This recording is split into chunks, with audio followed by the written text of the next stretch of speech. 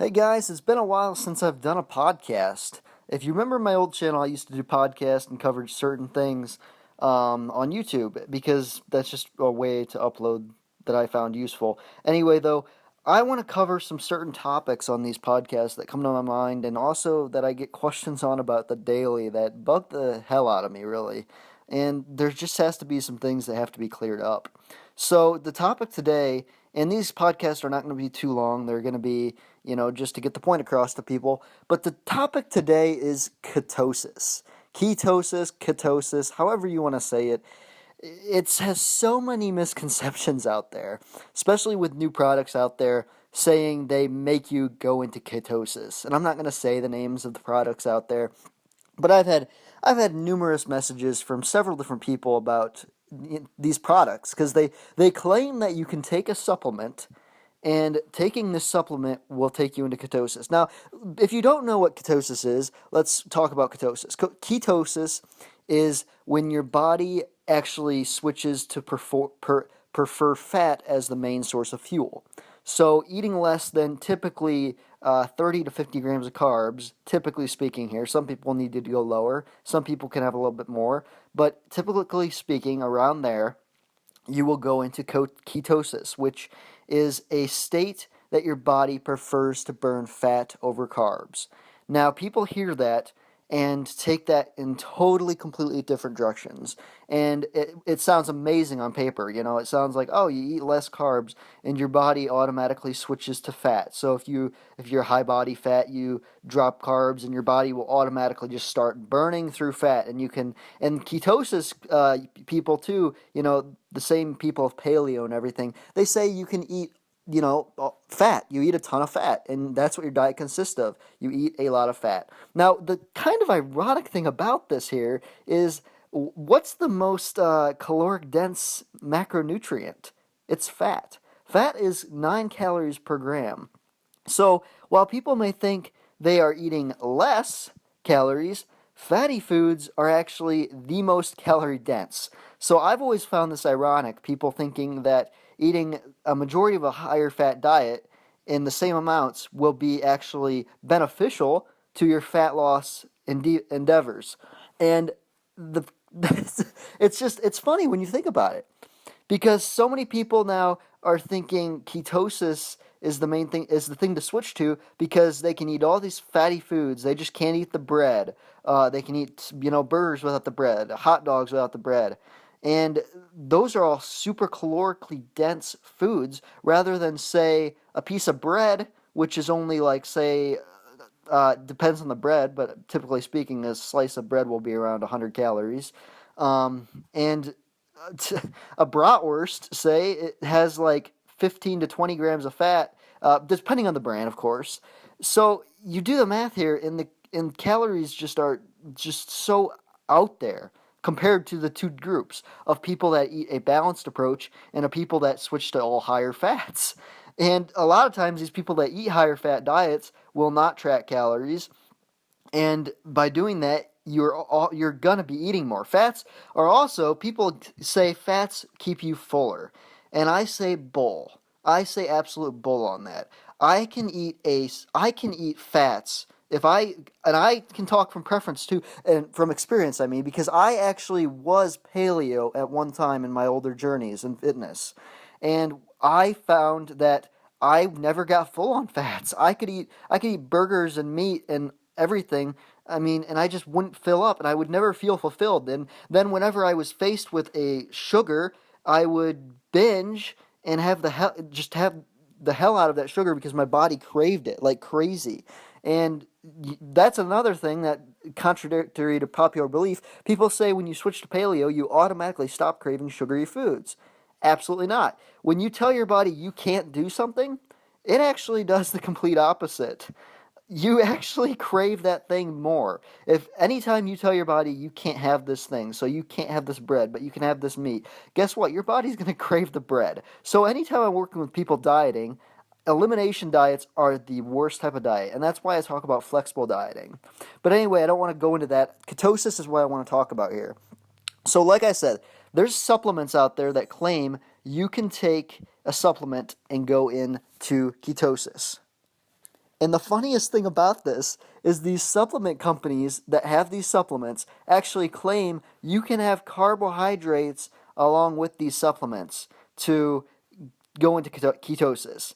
And when you look at the ingredients on these supplements, MCT oil is the first thing. Now, MCT oil is medium chain triglyceride oil. So, uh, um, uh, coconut oil is a good example of MCTs. A lot of people will say coconut oil is the end all be all oil. You use that on everything, and your body automatically switches to burning fat.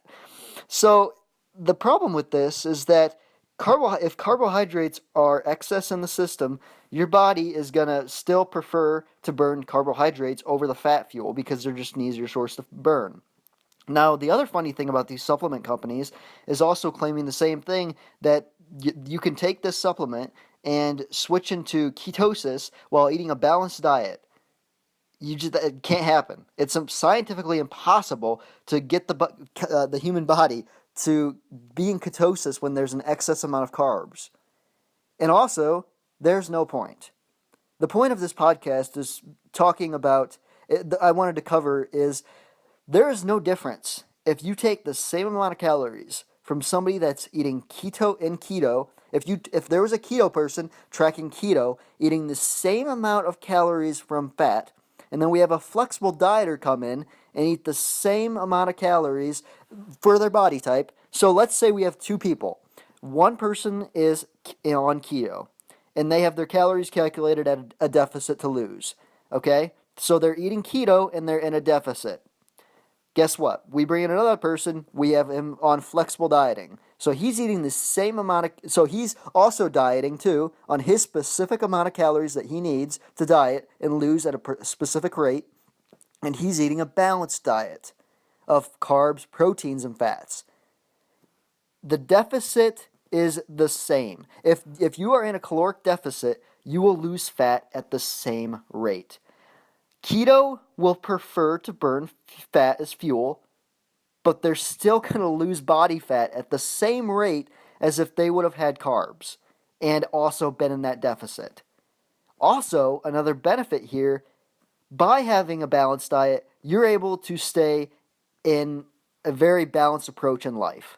By eating balanced, flexible dieting, you don't have to go out to a restaurant and say, I only can eat the meat. I only can eat this fat source. You can eat anything you want. That's how great flexible dieting is. If you're craving a sandwich, you can eat a sandwich. If you're craving pizza, you can eat pizza if you can fit it in your macros. If you're craving anything, a candy bar, Pop-Tarts, all this stuff, anything, you can eat it. And your body isn't going to have a backlash because it's used to all these different ingredients in your body. So your body's actually getting more different nutrition from all these different foods. Other than somebody eating, they say they're eating, paleo, and while they may think, I'm eating no processed foods, I'm only eating higher fat stuff and limiting nitrates and stuff like that.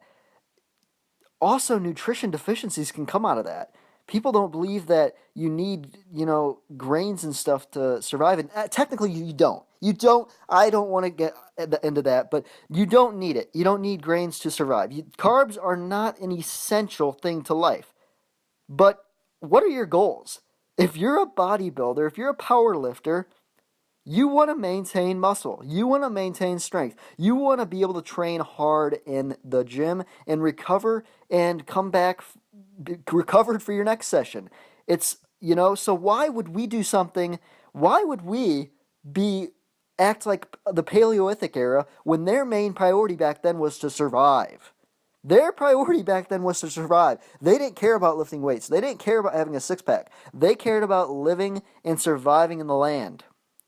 We honestly do not have to worry about that. We are worried, being a bodybuilder, powerlifter, whatever you want to call it, some type of strength athlete, our priority for our nutrition is building as much muscle as possible, maintaining as much muscle as possible, staying preferably as lean, as what you want to stay. Some people like more body fat, some people like less. And staying strong and maintaining strength and getting stronger over the years so you can get bigger. That's all going to come from a balanced approach to life and a balanced approach to your nutrition. So, hope that kind of sums some stuff up, guys. A 10-minute podcast. Hope you guys got something out of it. Like I said, I'm gonna do these podcasts on a probably regular basis because I get a lot of comments that I just want to rant about, and a lot of emails and messages, reviewing different products, what I think of this supplement and everything. And I want to clear the air because there's so much misconceptions out there, and I want you guys to be able to live a balanced life, eat what you want, and still hit your fitness, training, nutrition, and fitness goals. So thanks for listening, guys. Check out the website, SeanFawzi.com. I blog every week, every Thursday. I'm always covering different topics on there. Thanks for listening, guys. We'll talk to you next time.